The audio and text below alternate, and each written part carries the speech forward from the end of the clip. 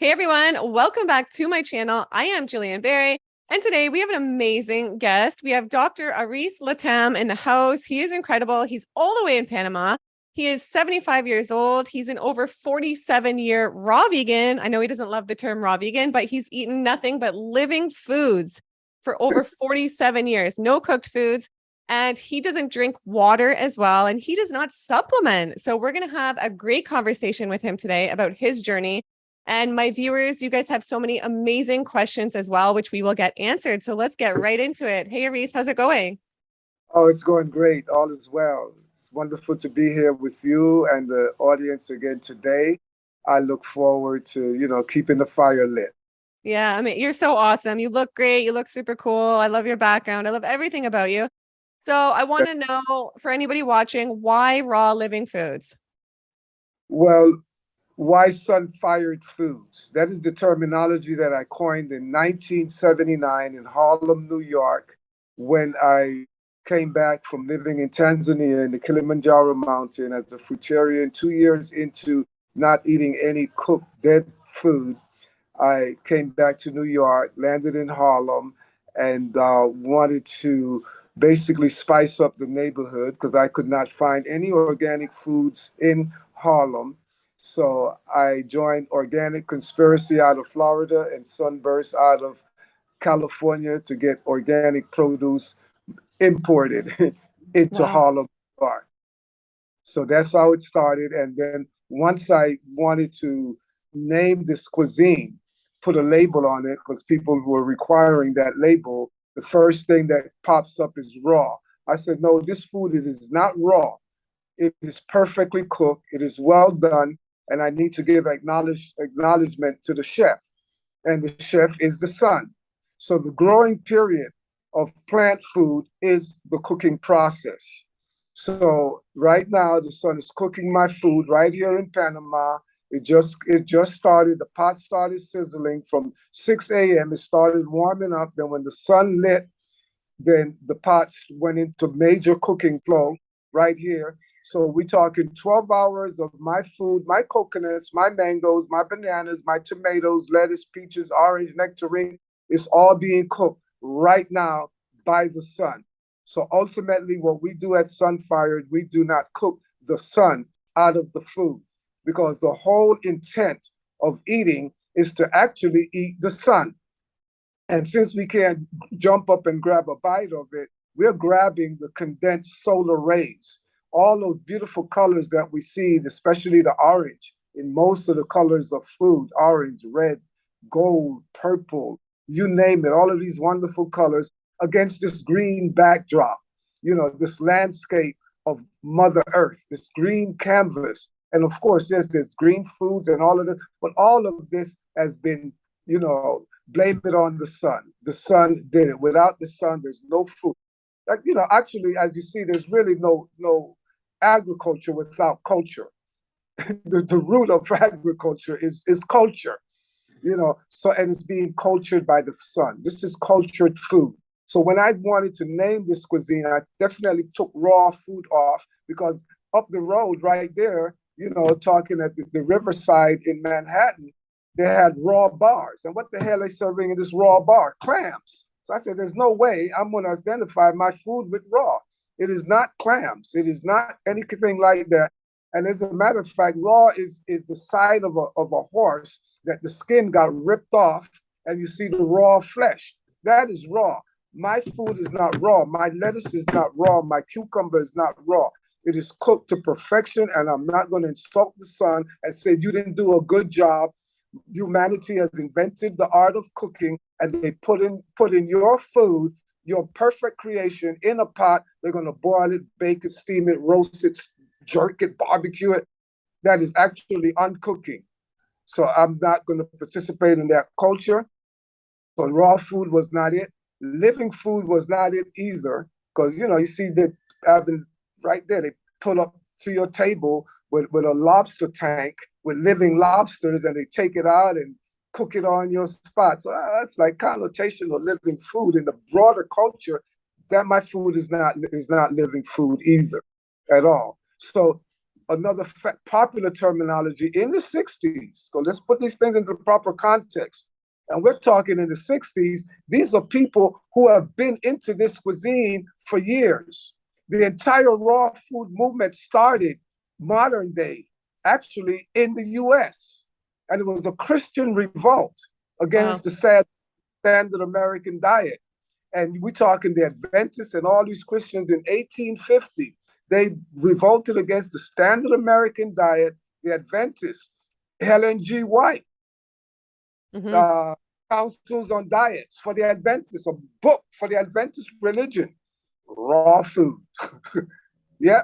And we're talking all the stuff that was so-called raw food, all the other stuff that was going on. And you bring that into the 20th century, and you got people like Dr. Herbert Shelton, you know, what did he call natural hygiene? And even we can go back to Jesus. We can go back to the Essene. So this is new. And to call it raw food, that's just a modern corruption. You know, it's a vulgar terminology as far as I'm concerned. Go back to the ancient Egyptians. Go back to Kemet. And when they worshiped the sun as Ra, God, and they saw how the sun was cooking the food in the desert through the pyramid. So that's my crew. That's my family. I love your term. I think it's a brilliant term.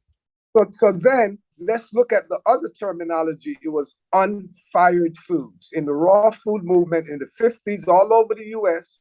And we're talking people like Dr. Richter and his wife. They had raw food restaurants in Hollywood. Forget what's his name, Giuliano, come late in the 80s, 90s and talk about raw.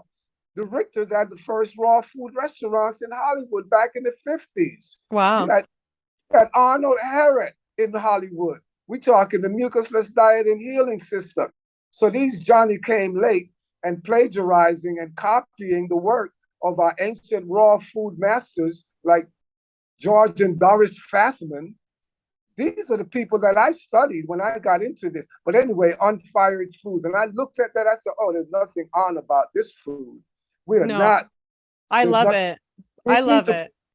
The positive light. And all I did, I added the S to unfired. And here we came up with sunfired. Yeah. And that's how we got into sunfired. That's what it's really all about. And eventually, 100 years from now, you know, when the new kids take over with their revolutionary mind, their digital mind, they're not going to talk no more raw food.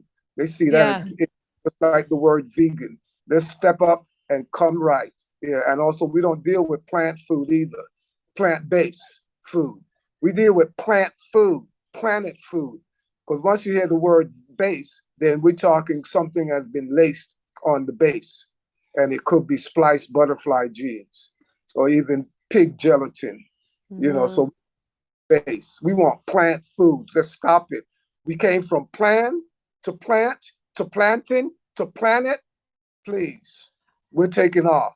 So one of the first books that inspired me was a book by Hakeem Madhubuti, great revolutionary African-American writer in the 70s, when he wrote a book From Plan to Planet. And if my people are going to go on to being who they really are, one of the most fundamental things we have to deal with is our food. And number one, we need to stop eating mutated foods. All the white flour, white sugar, white salt, all of that stuff is mutated food. The life has been taken out. The sun has been bleached out of the food.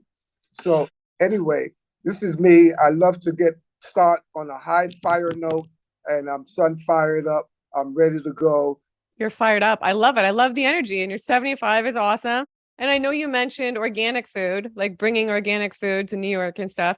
And I'm wondering how, like with actual organic versus conventional food, with regards to that, how important do you think it is we eat organic? And how much do you think the sprayed foods can affect us, whether we're raw vegan or not raw vegan? Oh, organic is a must. Organic has to be, you know, but then the irony is, we buy organic food and then we disorganize them by cooking them. So really, why are you going to buy some organic, expensive vegetable and you're going to disorganize it by dumping it in the pot and killing it? So save your money. If you're gonna kill the food, kill the chemical toxic ones anyway, you know. But so processing food, we gotta be careful, but organic is a must versus conventional. There's a lot of toxic residue of these waste matter from the sprays and all of this stuff.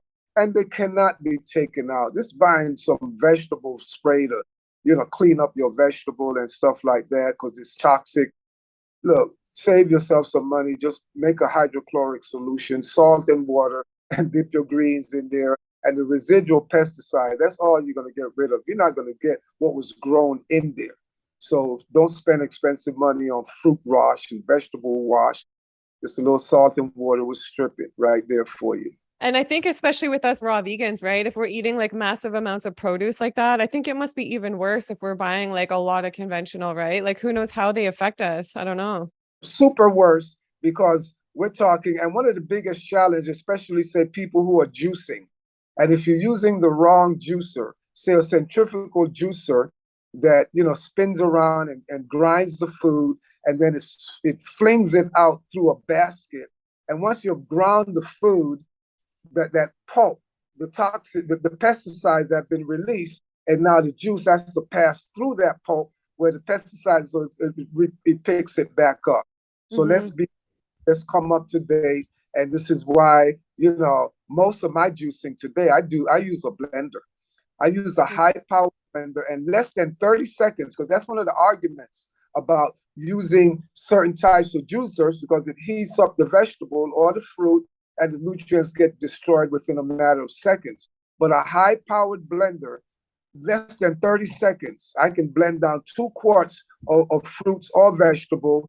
And then I got my Sunfire juice bag, my Sunfire press bag, which you can find at sunfire.com, a bag with a zipper that you can actually, and this is food grade zipper, this is food grade material. This is the ultimate bag that's out there.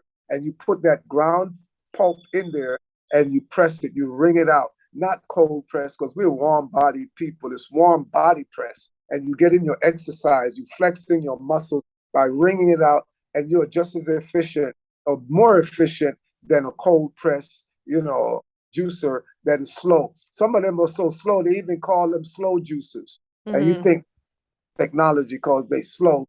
They only tell it's slow because it's not going to heat up and you won't, but it's slow. It takes too much time. And we're on the move today.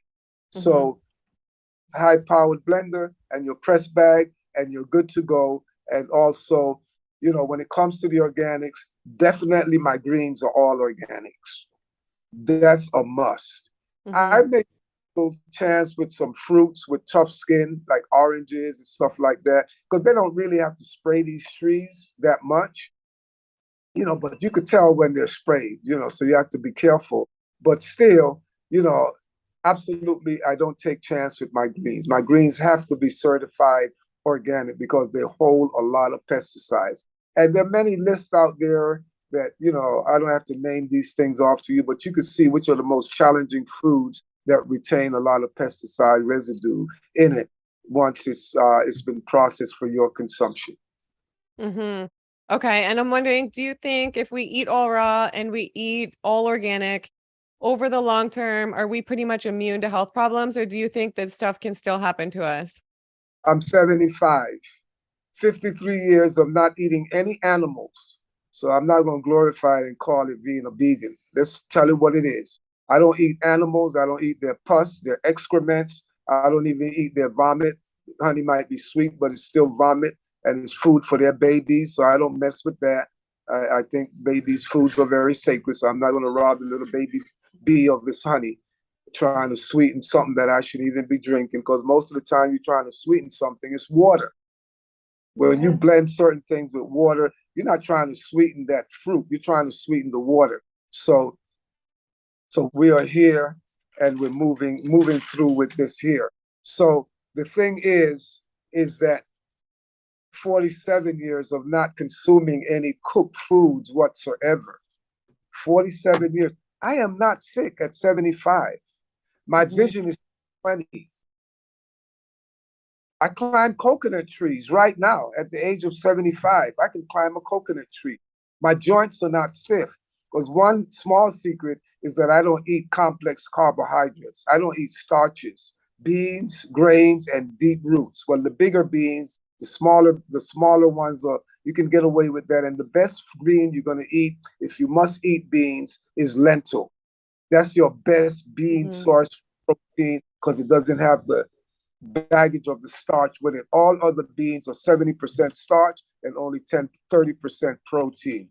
And the grains also, the finer grains, the quinoa, the teff, the fonio, these fine grains that you soak them in water overnight and they even sprout ready to go. It's the larger grains, the wheat, the barley, the oats, all of these things. It's too much gluten. It's too much glue. So, and then also the root vegetables, the deep roots. The deeper the root, the less water it has. The more starch it has, the more complex it is, the more complicated it is to turn into a simple sugar. So I've gotten rid of those foods out of my repertoire. I don't eat any deep, heavy, complicated starch or complex carbohydrates because then I have to turn my body into a refinery to turn it Mm-hmm. in. And since I stopped, got out of high school and college and I stopped being active on a regular daily basis or slowed down, I know I can't process starch to that degree. So potatoes, yams, and these types of things are not part of my eating system. And by the way, it's only been 10,000 years that human beings been experimenting, trying to figure out how to adapt to eating starch. Mm-hmm. Corn, rice, it's only been 10,000 years, human beings, that we've been eating rice. Yeah, that we've been eating rice and these type of stuff. Okay, so we're going to go ahead and share with you that yes, you need to be careful with these things. You need to be careful with the starches. You need to be careful with these complex carbohydrates so that you can enjoy your fruits. All of Mm-hmm. these out here are not for the birds. The Mm-hmm. human process fruits and starches at the same time. That's why the macrobiotic that came and left didn't work because they forbid you from eating fruits because they load you up with so much brown rice and all these other starches. And they had all these justifications and they wrote the anti-cancer diet and the proponents of that, Michio and Abilene Cucci, bless their soul, wonderful ancestors, they both died of cancer from the macrobiotic diet. So we got to take some lessons from what we have seen in our time and what we've seen overall. And when we look at this, the connection between starches and glaucoma, that white ring around your iris, when we look at the connection with diabetes and your feet being amputated because the starch went down there, they settled in the lower extremities and they don't come back. When you're looking at hip replacements that are big these days, all these joints are disjointed situations and kidney stones and all of those things, who really want to eat starch?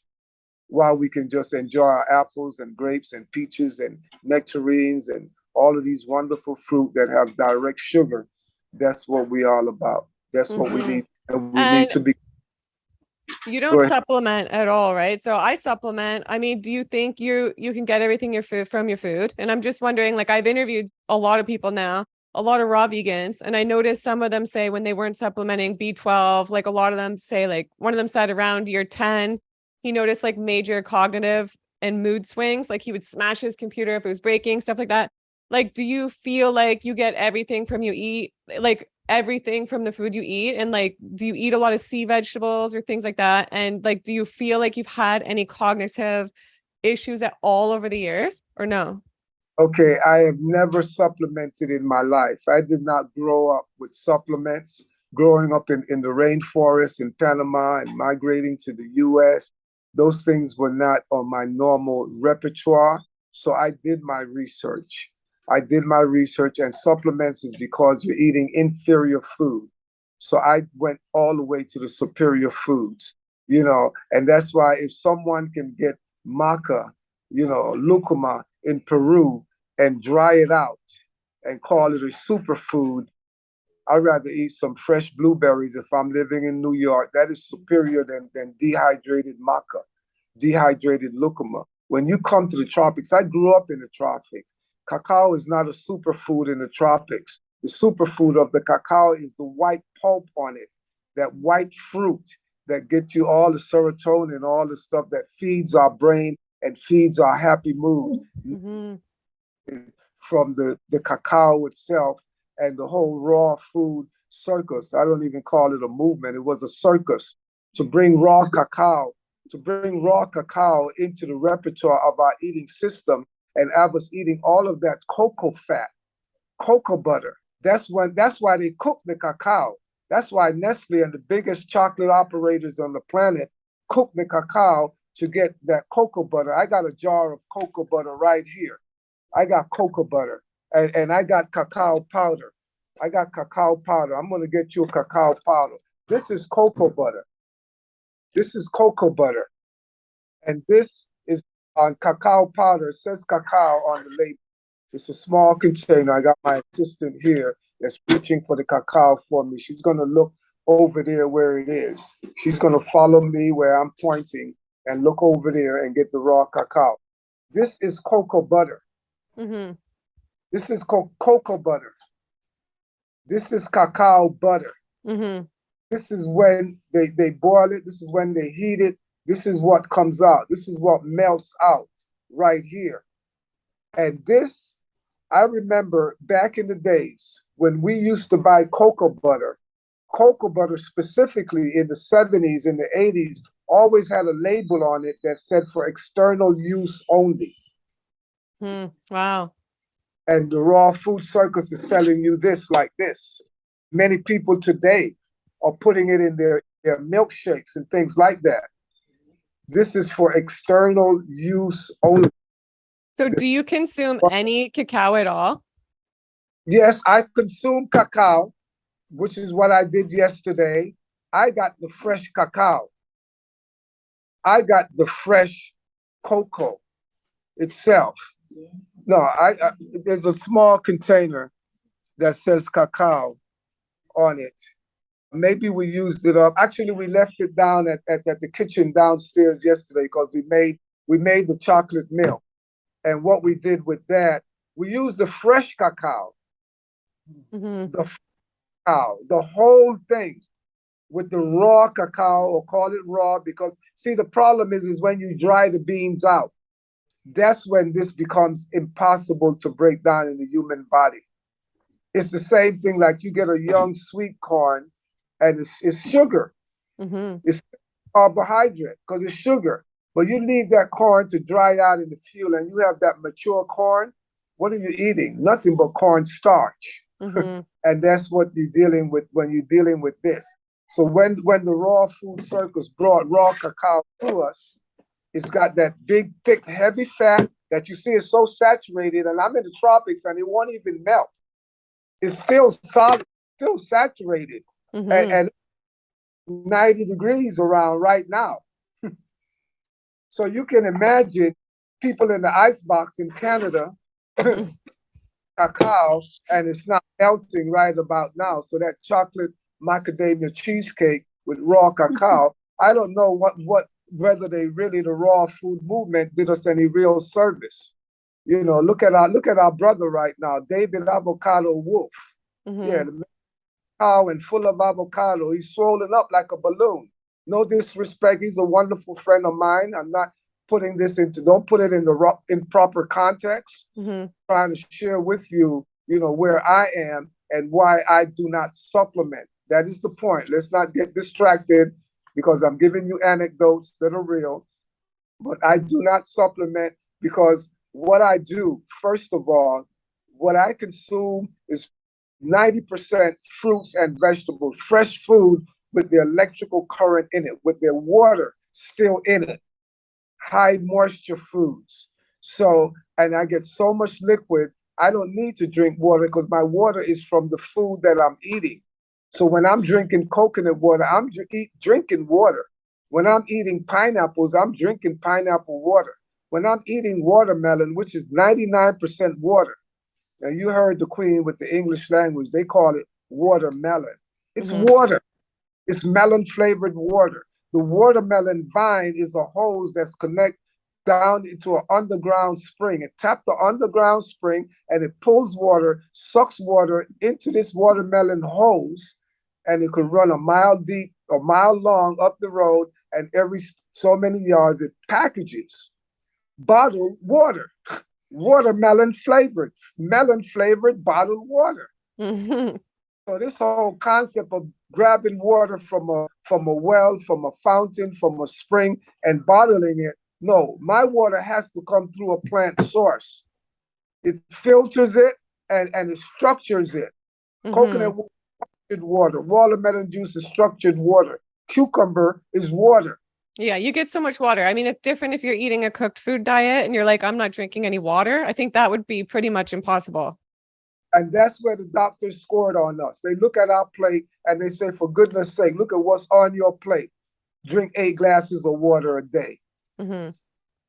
for them. But all that's going to do is push the gook down, and you're still not going to digest it. It's just going to wash it down, help barrel it down.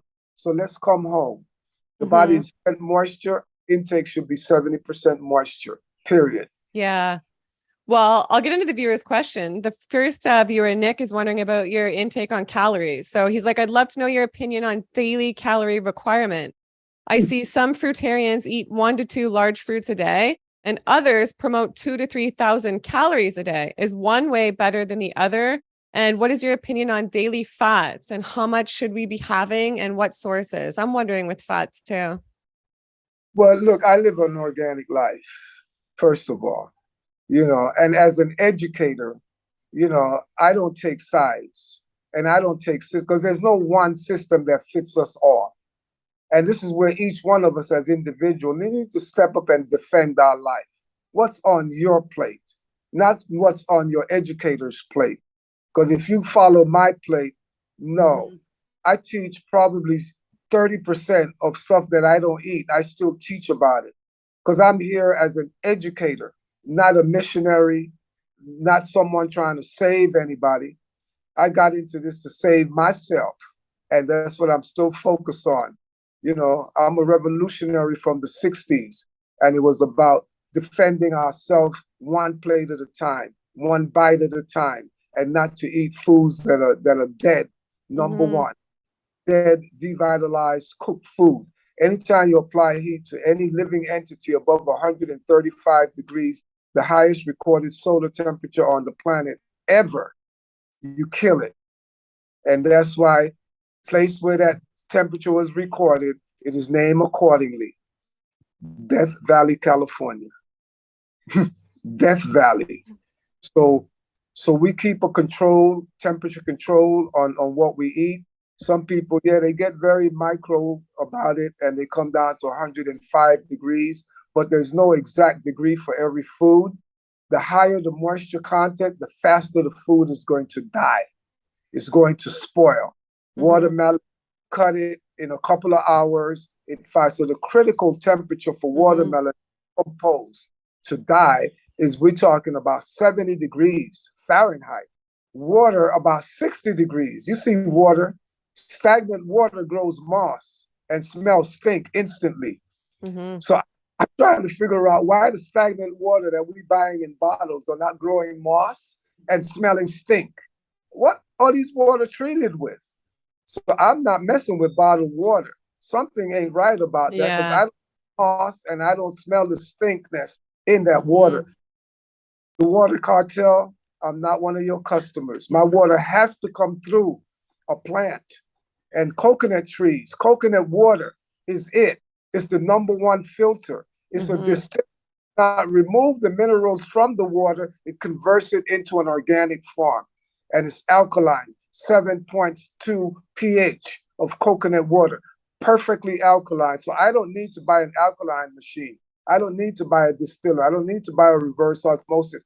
That's what nature, they're trying to imitate my coconut tree, my mango tree, my watermelon vine, and I'm not buying into it. So a lot of these, bankers that have taken over our food basket, you're not counting on me as a customer. And I have a whole gang of people that we have been educating over the past 45 years. And we're opting out. The same way we crippled the dairy industry, we crippled the cattle industry, we put them out of business, literally. Right now, it costs too much money to produce beef that your government have to subsidize it for you.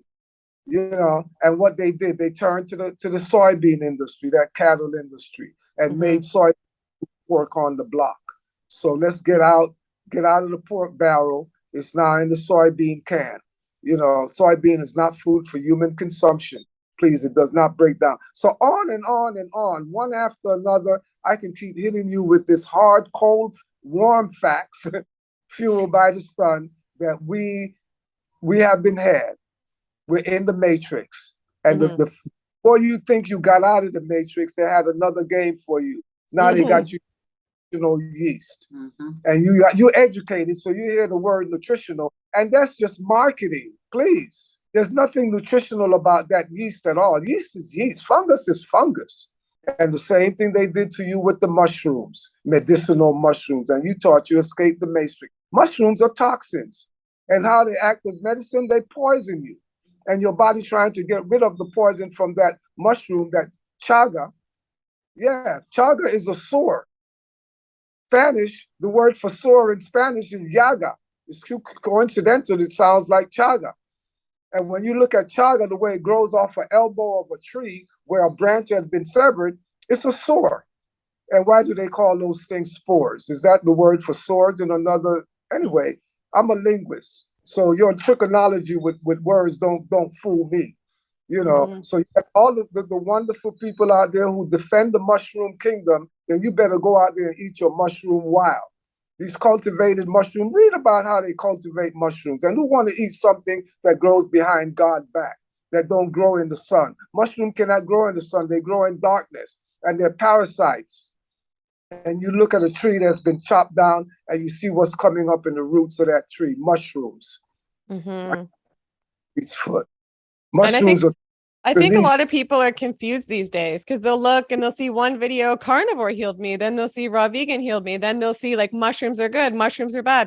Where do you think is like the greatest source of information and like the greatest places you've learned where you've found like accurate information? And what do you think people should do when they're just super confused? I think people are confused more than ever about what route to take with their health because you have everything on YouTube, right? I'm bang on this table with my cacao butter, because I'm going to let people know, any one of your proponents that are telling you that what I'm saying is wrong, that mushrooms are fungus and they're poisons, they're toxins, and all of this stuff, tell them to bring their latest medical report. And I'm bringing minds to the table. Let facts speak more louder than concepts and theory.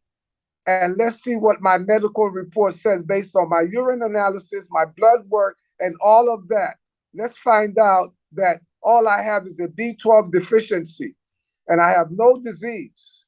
And my doctor, when I became 70 here in Panama, you have to renew your driver's license every 2 years once you become 70, because they want to make sure you ain't senile out there on the road being the next accident trying to happen.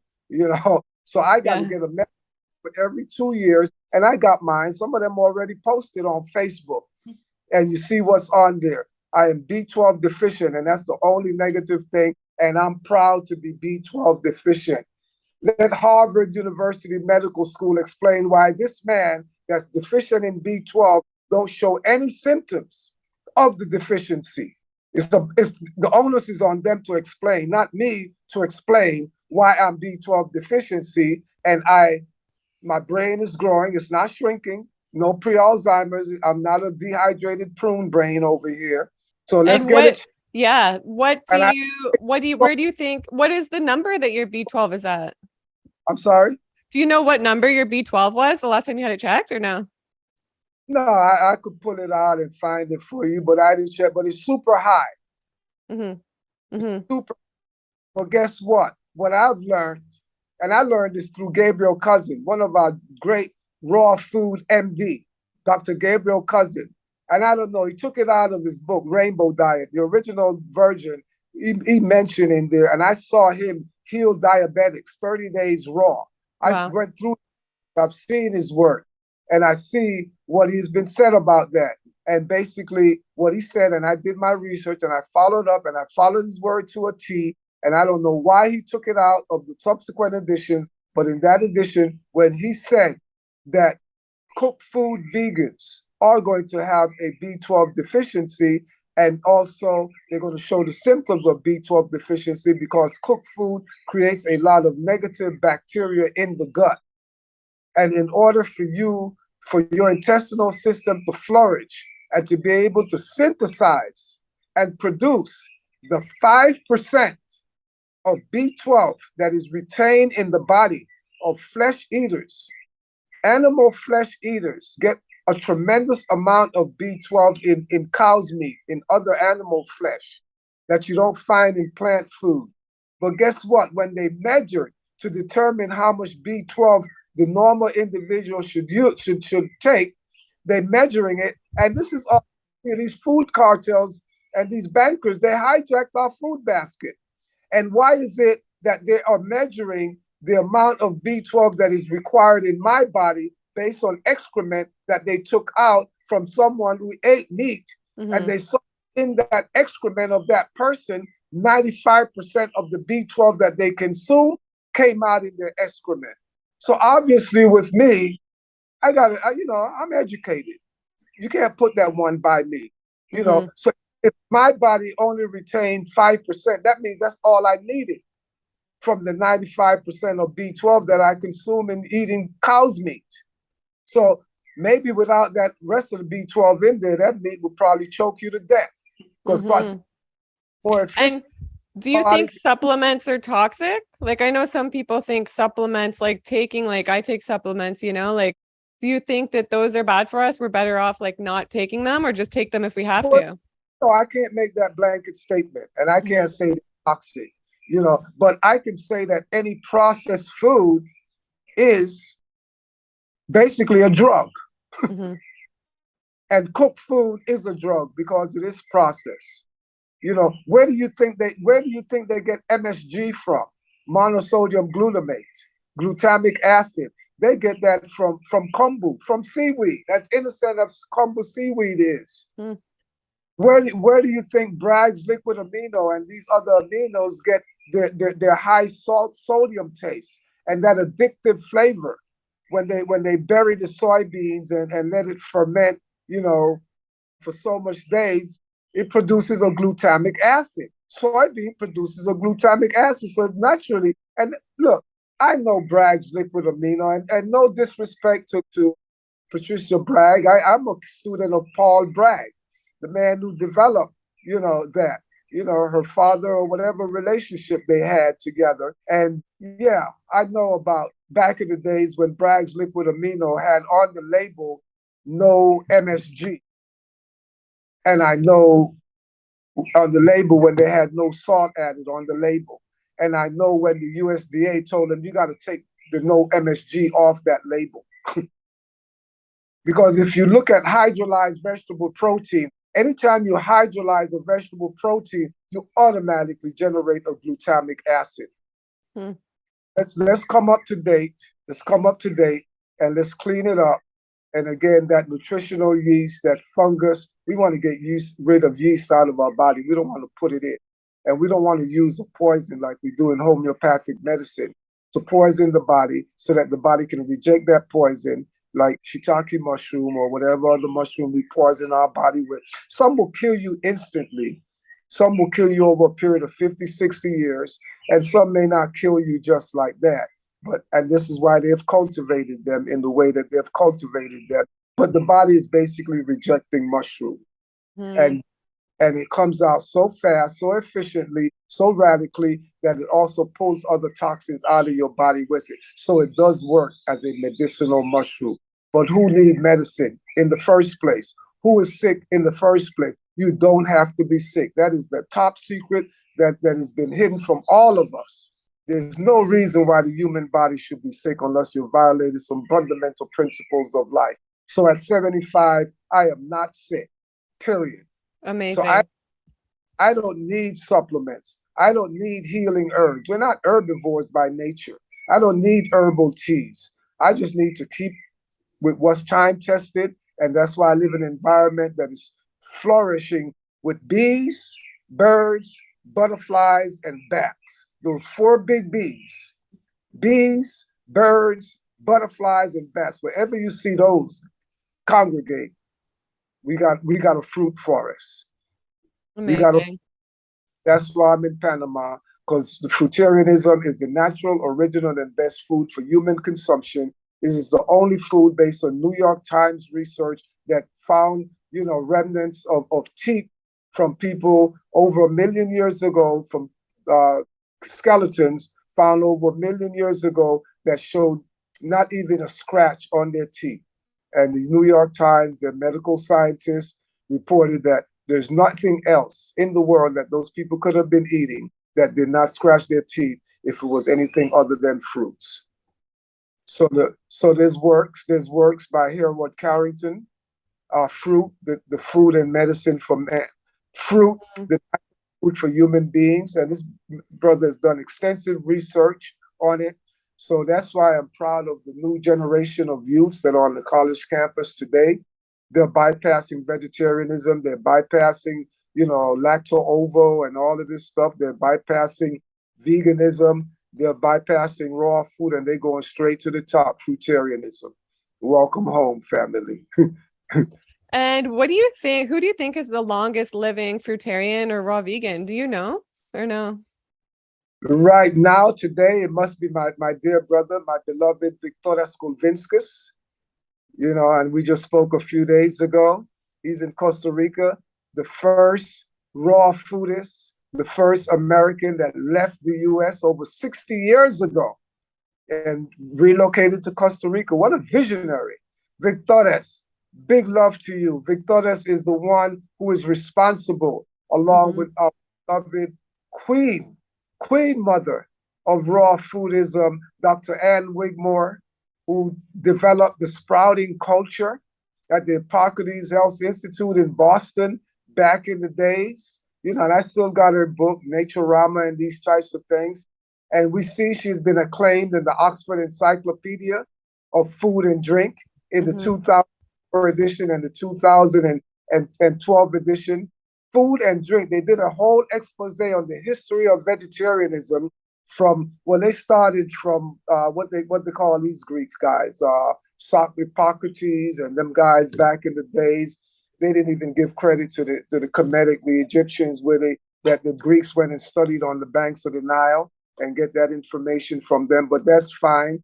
They call this one the father of medicine, but he went to the school of Imhotep, the first human being that discovered the circulation of the blood, out of ancient Kemet, out of ancient Egypt.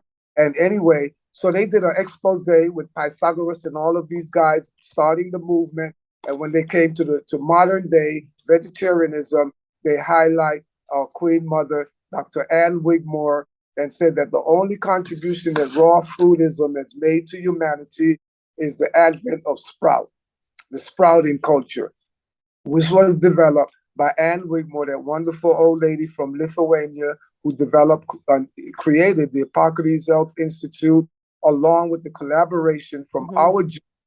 that brother, that hippie from the 60s, from the Rainbow Revolution, Victoras Kulvinskas, who was a physicist at the time, Wow. and developed the whole sprouting, and he's still around today, the longest living that I know, fruitarian, vegetarian, and someone slipped through the crack, and a lot of the planet did not even recognize her. She just died around the age of 97 or so. She Hmm. was the time of her demise, of her death. She was the longest living plant food eater on the planet, or what you may call it, vegan today. Cicely Tyson, one of my students who's certified sun-fired, she was over 60, I think 69 years of eating 100% plant food. And you Wow. saw acting to the last day that she went to her grave. And we have to give these kind of people credit. We have to recognize them as people who have contributed to this entire movement. But, bless her soul, certified sun-fired, and she basically proclaimed that, sun-fired foods is the food of the gods. You Yeah. know, back to Ann Wigmore and the Oxford Encyclopedia of Food and Drink, when they mentioned Ann Wigmore, the raw food movement, she made the only contribution of the raw food movement to modern society. Guess what? On the next page, they mentioned, and the next immigrant to the US Dr. Aris Latham, who migrated from Panama, is the father of ethical gourmet raw food cuisine in America. Stepped on it. I brought my Caribbean, African heritage, my Latin heritage from Panama to New York, and I fired it up.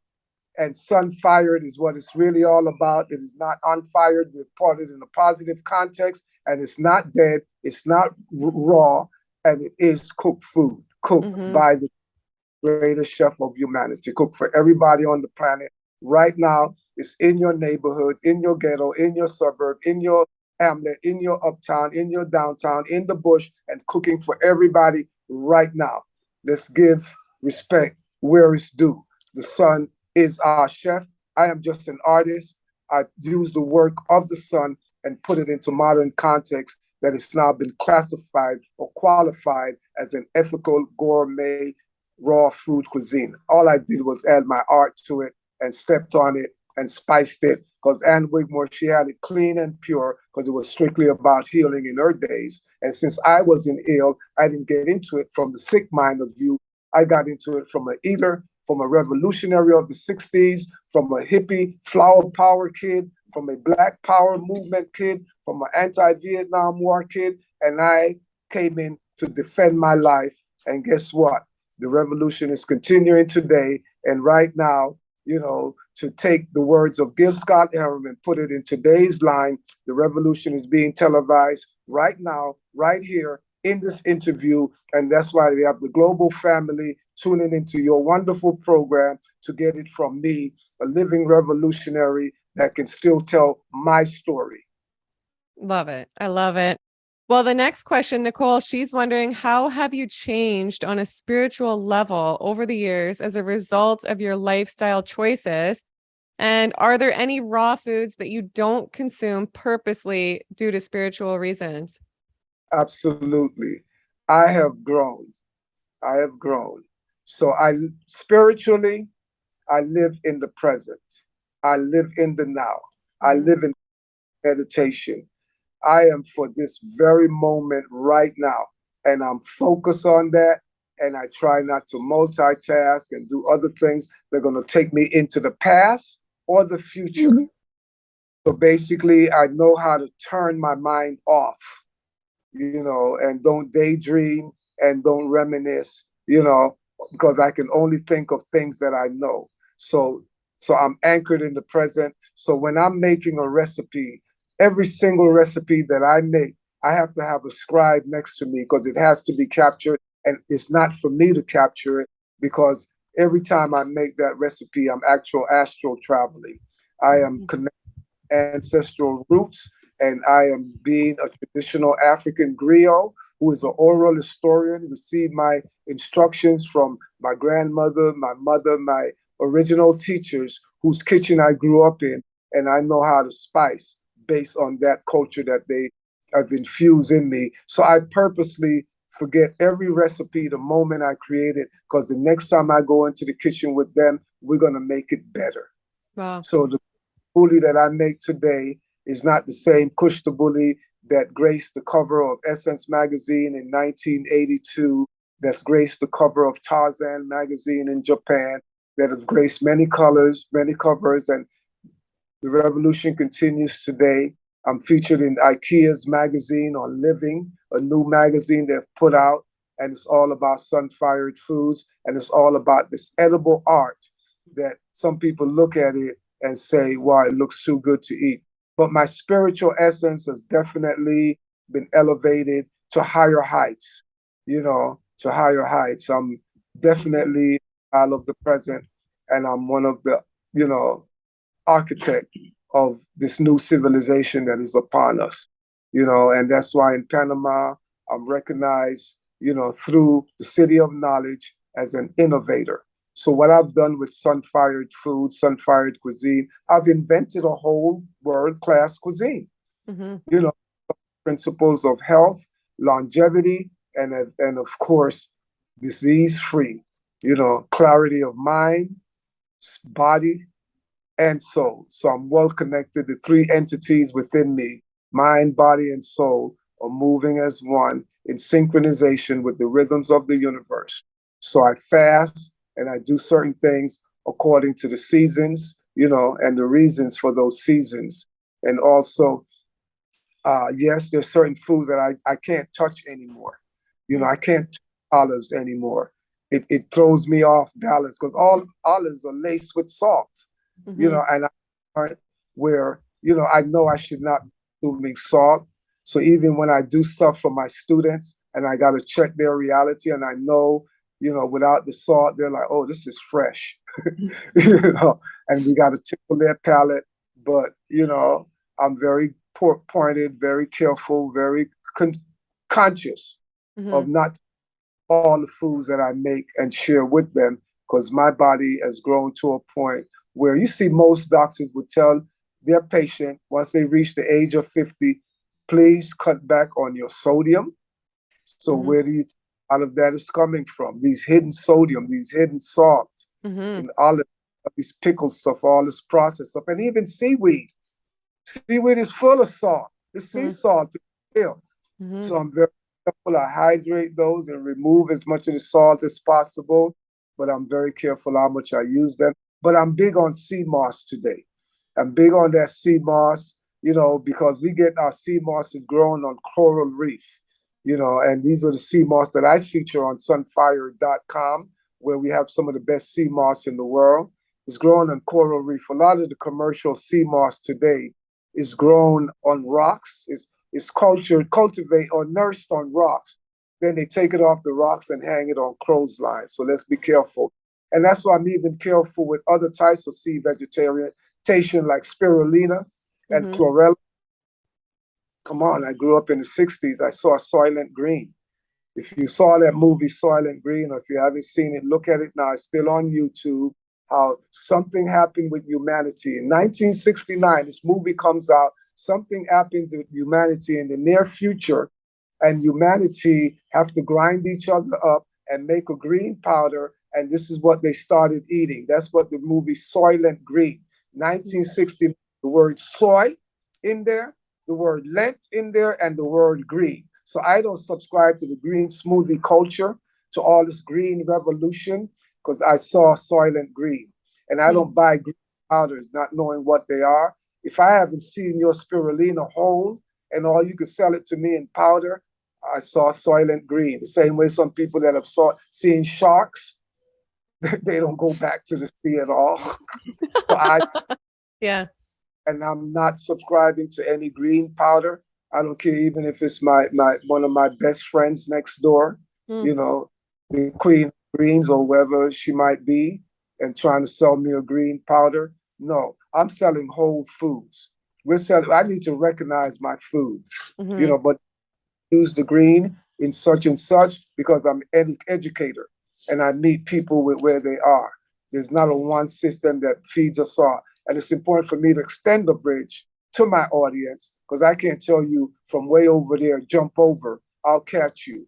No, we need a safety net. So whether it's a piece of fish, whether it's a piece of bread, whether it's a slice of roast pork, processed with guava jelly to help it digest. I'm meeting my students where they are. I'm meeting my people where they are, and I'm food accessible to them based on bridges and connecting points, because I know that once they come in for their cooked food in my restaurant, they're going to end up eating some sun-fired foods, and they're going to be happy to know that what got them in that restaurant was this little bowl of cooked beans that I had, and then 90% of everything else is what they love, and they stop eating the cooked beans after a while. The body is intelligent. It constantly is rejecting the most objectionable thing on your plate. So let's get the body to get on the plate right away. So grab your favorite plate and detox it. And, and you look at the new US food guideline, it is my plate. So it's about your individual plate. Follow those guidelines. They are on cue. And I give thanks to the person who developed those guidelines. Bless, the USDA, and took that agency out of the drug business and brought it more back into the food business. They got rid of the pyramid and it's about my plate. So it's your personal plate, find your plate. Let's detox it, and this is what Sunfire is here to do. Let's detox. But in the meantime, let's honor you where you are, and let's not try to take all the food off of your plate, because I know you're going to act like a dog and you're going to bite my hands. I'm not going to take that bone out of your mouth. I'm going to make sure that you take it out yourself, but I'm going to show you what you need to do in order to grow up and move out of the matrix and own your life. It's about self-defense, and the revolution continues. Well said. And the next question they're wondering, did you always have light eyes, or did they change in color while eating raw foods? That always comes up. Why does it come up?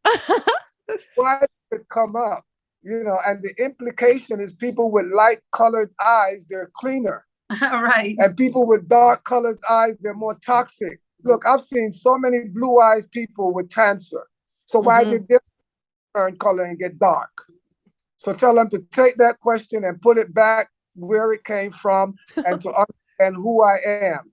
My great-grandmother, my great-grandfather, my great-grandmother was a Black woman from where we call Barbados. And she was the concubine of my great-grandfather, Mr. Devonish from Ireland. And this is how those eyes got into my family in this dispensation. But they're all Black folks around the world that have these blue eyes, cat eyes, all these eye colors, and they were never infused with, with a European blood in their repertoire. So, but no, this is inherited from my great-grandfather, that wonderful Irish man that blessed us, because my great-grandmother was one of his concubines. And, I'm even happy and proud, to celebrate that people in me. Like Nina Simone say, what's her name? Abby Lincoln say, there are people in me. There are many people in me, and I love the Irish in me. I love the red hair and all of that. So I give thanks, I give respect, because ultimately we came from one source. And my eyes did not change color. The iris did not change color. What changed was the whites of my eyes. They got cleaner, they got clearer, they got brighter, so they became a more truer reflector of the color of my iris. So my iris changes colors. It goes from green to gray to cat to hazel. It reflects about 6 different color hues, and a lot of it is based on the color that I'm wearing, whether I'm in daylight, artificial light, and a lot of these types of things. And it wasn't as a result of eating all raw food, because again, otherwise, let's look up the people with cancer that have blue eyes and find out why their eyes didn't change since they became toxic. So since I became clean, yes, the reflectors are beaming these eyes out, and it's part of my DNA. And give thanks to my ancestors for blessing me accordingly. Absolutely. And the next question, they said you have beautiful eyes, beautiful skin, sharp mind. They would love to know what you eat in a day, and even better, what do you eat in a week? Wow. Right now, primarily, I got 2 lives. I got my life and I got an educator. When I got into this, I was a fruitarian for the first 2 years, straight up 100%. When I started in Harlem with Sunfired Foods, and I did not want to go back into the classroom as a linguist, as a bilingual curriculum writer, teaching teachers how to teach languages, then I went into the food business by starting a co-op, bringing in those organic foods to New York. And the things that we were making, for our personal consumption, the fruit juices, the paradise pies for me and my family, I decided to branch out because the co-op wasn't profitable. I decided to branch out and open up a store in Harlem. And it was a herb store that I opened up, and I brought in Sunfired Foods in there. And people started asking for more sophisticated things. And I started developing all these raw food recipes, and pretty much, started dibbling and dabbling with that, and ended up eating all this gourmet raw food. But I've come full circle. Now I'm very careful, And when I don't have students, I don't even eat prepared food. I eat too much when I'm with them, but then I'm still very mindful of exactly what I'm eating.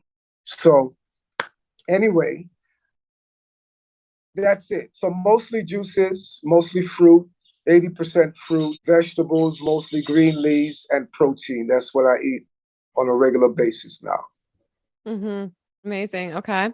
And Gisela, she's wondering, she says you're fascinating and she's wondering how you financially sustain your lifestyle. She said also she understands if this is too personal of a question. No, it's not personal. Number one, I retired at the age of 29 because I got bumped into this food business. I wasn't looking for this.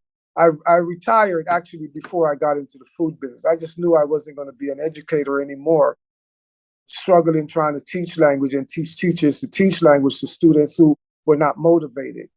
So I retired and I, went to live in Africa, in Tanzania. And I was a photographer at the time. So I was going to do photojournalism, my travels. And then, it didn't work out, being abroad. So when I came back to the US, that's when I settled in Harlem. And through the co-op, trying to defend myself, get my food, I ended up in the food business. And that was the birth of Sunfired in 1979 in Harlem, New York. And it just sustained me for all these years. So I've never looked back on my retirement. And but one key thing that I noticed, that all of the successful raw foodists that I read about, prior to me getting into it, all of them were in some way a practitioner of the craft. They made off of what they were preaching, what they were teaching.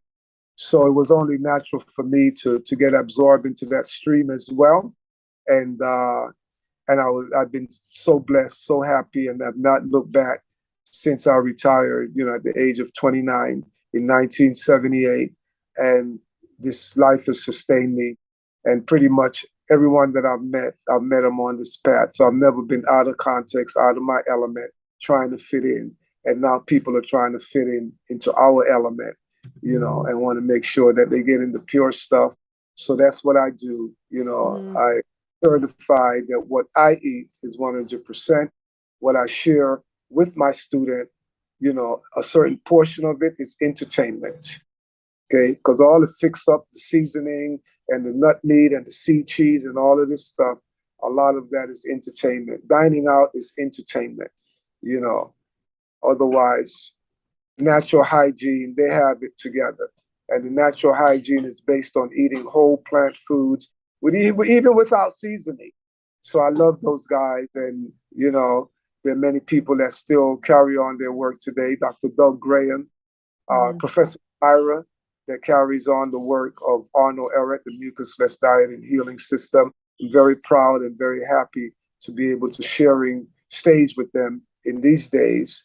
And, and I'm blessed to be able to do what I do, and it takes care of me, because I've always made sure that I did not become a raw food merchant, a pirate, and I think, I got rewarded accordingly, so, I stick with the truth. Mm-hmm.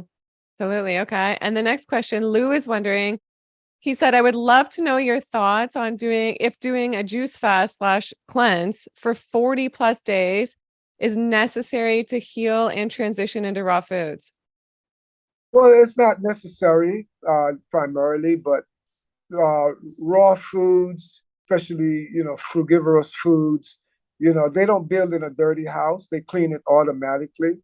So just moving on to this level, the body's going to detox. It's going to cleanse automatically. You don't need no special somebody's, master cleanse or clean me out now 21-day program. Mm-hmm. The main what you don't put in. Don't put in the foods that are going to clog you up and block your system and short circuit goes on a 3-phase cycle every day, and just leave it alone. And also the whole question before about calories and things like that. I don't follow any charts. I don't follow any systems like that. I just automatically figure out, over natural instinct over the years, what foods I should absolutely avoid, what's on my plate, and I just eat. And my body is guiding itself as to how much and what I should consume on a regular basis. We came here without charts and Mhm. graphs and all of these things. As long as we adhere to the natural, original, and best foods for human consumption, the body knows what to do back then with that, because it's going to retain its sanity, its integrity, and it will tell you. We just never listen. It's been telling us all the time. All of these early warning signals, the sneezing, the coughing, the farting, and all of these things, but we never listen. But this time, stay tuned and listen. Listen, but eliminate the foods that that are objectionable.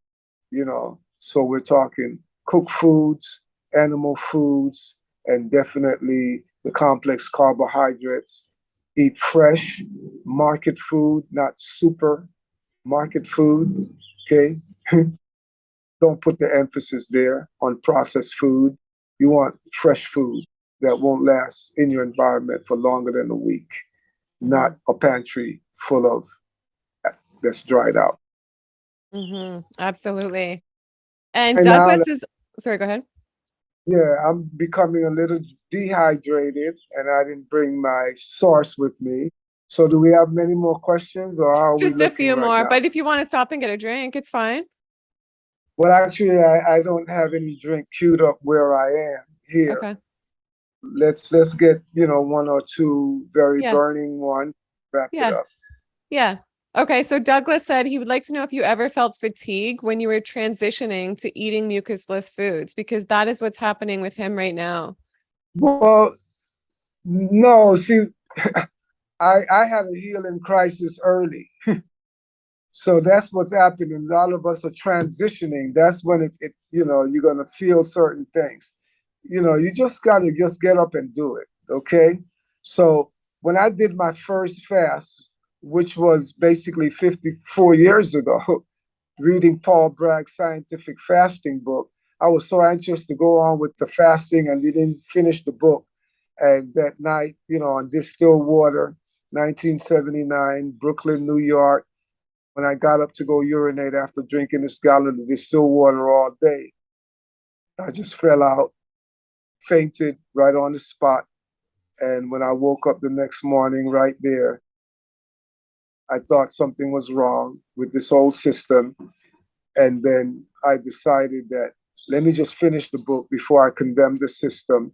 And lo and behold, they told me all these little things of do's and don'ts and the breaking of the fast. And when you get out of the bed at night, just, roll out slowly and gently because, you release a lot of toxins and it's going to be stirred up and it hits the brain sharply and you may lose oxygen on the brain. And that's what happened to me. So being exhausted and these types of things, we have to really just cut it. There's certain foods that are still pulling our energy. The problem is food doesn't really give us energy at all. It helps us to generate energy, but certain foods rob us of energy, and primarily the animal carcasses and the remnants and waste from these foods, and also complex complex carbohydrates. They rob us of energy. That's why a lot of them give us empty calories. You got to eat such a big bucket to get so little out of it. So be careful with foods and, don't turn your body into a constant refinery trying to make sugar from rice while you can just have the perfect sugar, grapes. Mm-hmm. Mm-hmm. Well, I know you need to get your coconut water, so I'll just ask you one more viewer's question, and then I'd like to ask you something, and then we can let you go. But I'll ask, so someone was wondering, will you ever write a book to help people eat the sun-fired way for some people who can't afford to go to the retreats? Yes, there's a book in progress right now. And as a matter of fact, I'm going to take the liberty right here to announce to your audience and let your audience know that you are the first ones that are going to know that Aris Latham, ArisLatham.com is now online. The Aris Latham Academy, my online teaching academy, we just launched it today, this Wow. morning. So arislatham.com, and I've started off with juices. I have my 10 favorite juices. I just give that all away to you free. And then we have a series of classes that you can sign up for to do smoothies, my best smoothies, my nut milks and things of that nature, shakes, power shakes. And then we have meal plans on there as well. And this is the beginning of really just publishing the Sun-Fired Works, which has been long overdue. And I do have a coffee table book that's going to be out next year, a major publication. After all this weight, we got to bring it with a heavy weight. So it's going to be quite heavy. It's going to be a very wonderful book, based on the work that we have been putting into it so far, and to see the way it's manifesting. It's going to be great. So yeah, I'm ready for you now. We're published. Amazing. Congratulations. Thank you. Yeah. And well, to end off, I would love to know, I mean, you're 75, you've learned a lot in life. I would like to know, what is the greatest life lesson you've maybe learned? And what is the greatest lesson you've learned with regards to foods? Oh, man. The greatest life lesson that I've ever learned, I feel, is the one that prompted me to take full ownership of my life, total responsibility of my life, especially beginning with what I put in my mouth. So ultimately, I just decided to God thyself, to represent God here for me, for myself in person, because there's no better person that can look over me and make sure that God's work, is not going to be destroyed. And so to be mindful, to be present, to be omnipresent in my life, in my affairs, in all of my beings, every day, every time. And it's been working. It's been working, and I'm not absent. I'm not absent-minded. I am fully present, fully here, 100%. And this is where, I've set up home right now in the here and now. And I expect to remain in this present throughout the rest of this journey here.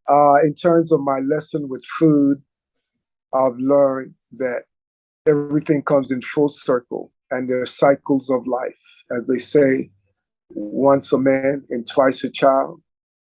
I'm back into my childhood. That's the greatest lesson that I've learned with food, is that my digestive system has boundaries now.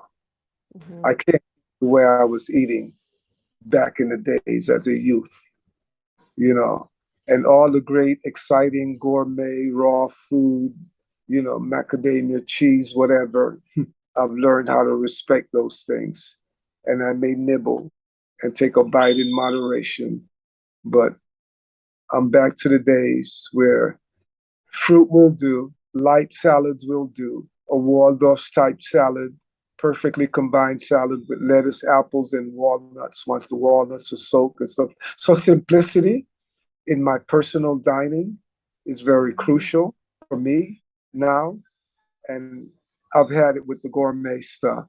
It was a phase, and I respect, I still make sure I teach my students the gourmet stuff, and I still partake with them at least one dish off of the table, because I know when I'm putting that one together, I'm putting that one together with me in mind. I'm not here to save the world at my expense. So thanks for this particular kind of question, because it really lands home for me, and it should land home for everybody. You are uniquely made, and you can't, fall into the trap that, you can process any and everything because you're eating healthy. Eating healthy has its boundaries, and it's tied to other things. It's quite relative.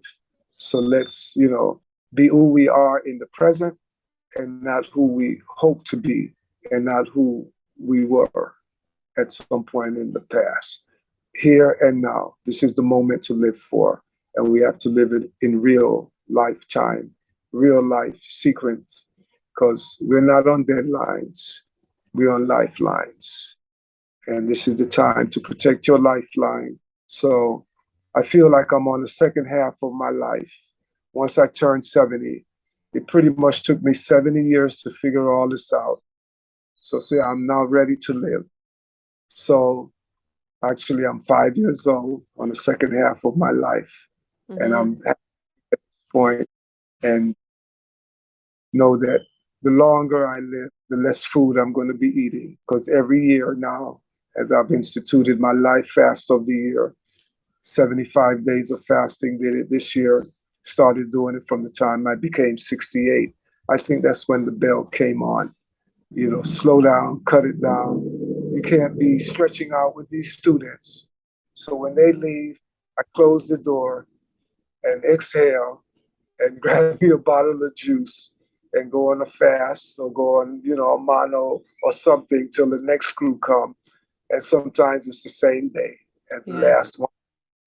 So be mindful, be careful, and be who you are, not who, the world see you as. They see me as this educator of this, so-called father of ethical raw food cuisine. I'm still me. I'm still me, and I know that I have boundaries and limitations, and I can't eat what everybody else eat at the stage of my life. Mm-hmm. Absolutely beautiful. Well said. I think you're awesome. Thank you so much for coming back on. I will make sure to link your new website below and all your social media. And congratulations again. And Thank one day I hope to make it out to Panama. And I encourage anybody to check out your retreats and your new website and everything as well. And we do hope to have you on again one day. I love you. I think you're incredible. Thanks again. And to the viewers, I hope you guys enjoyed this. If you did, give it a big thumbs up right now. And make sure to subscribe if you don't already. And I'll see you guys in the next video. Bye.